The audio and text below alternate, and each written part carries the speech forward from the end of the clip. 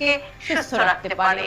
Hypothyroidism বা hyperthyroidism আপনার যে জাতীয় থাইরয়েডের সমস্যা থাকুক না কেন, যদি আপনি একটু নিজের প্রতি যত্নবান হন এবং সঠিক লাইফস্টাইল মেনে চলেন, তাহলে কিন্তু আপনি এই জাতীয় সমস্যা থেকে দূরে থেকে একটি সুস্থ এবং স্বাভাবিক জীবন যাপন করতে পারবেন।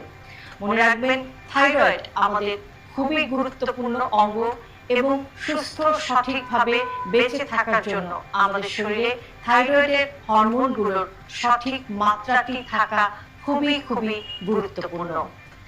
ভিডিওটি যদি আপনাদের কাছে ইউজফুল মনে হয় তাহলে অবশ্যই প্রিয়জনের সাথে শেয়ার করতে ভুলবেন না।